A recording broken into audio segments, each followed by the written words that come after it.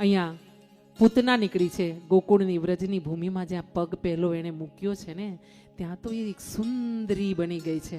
હા, અપ્સરા જેવી સુંદર, અપ્સરાથી પણ વધારે સુંદર એવી સુંદર બની છે, જે અપલક્ષણી છે, જે પોતે રાક્ષસી છે, દૈત્યા છે, હા, જે ખરાબ કર્મ કરવા આવી છે, અને એનો પગ પડ્યો છે ને ત્યાં સુંદર થઈ ગઈ છે. અને જ્યાં રૂમ ઝૂમ કરતી કાળા કેસને લહેરાવતી લહેરાવતી પોતાની કમરને લટક મટક કરતી એ આગળ વધી છે ને નંદ બાવાના એમના મહેલની સામે આવીને ઊભી રહી છે ને ત્યાં તો એનું હૃદય પણ પવિત્ર ધીરે ધીરે થવા માંડ્યું છે.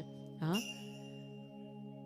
આગળ તમે કથામાં જે પણ સાંભળ્યું હોય, પણ હું તમને કહું છું, જ્યાં વૃંદાવનમાં જે ગોકુળમાં પગ મૂકે ને, જે નંદ બાવાના મહેલની સામે આવી જાય, જે મારા ભગવાનની સામે ઊભી રહી જાય ને, કૃષ્ણની સામે, પછી એનામાં કોઈ પણ ખામી રહી ના શકે, એમાં કોઈ દાગ ના રહે એના હૃદયમાં. અહીંયા પૂતનાએ વિચાર કર્યો છે કે હું અંદર જાઉં, અને જે ટોળા ગોપીઓના જઈ રહ્યા છે ને એની સાથે સાથે પૂતનાએ પણ અનાયાસે જ નંદ બાવાના મહેલમાં સીધો પગ મૂકી દીધો છે. અને પગ મૂકતાની સાથે એ મહેલ હતો ને એના આંગણામાં ભગવાનનું નાનકડું અમથું પારણું હતું, ઘોડિયું હતું, અને ઘોડિયાની ઉપર નાના નાના ચકલી, મોર, પોપટ, આવું બધું નાના રમકડા લગાવવામાં આવ્યા હતા. મા જસોદાએ લટકાવ્યા.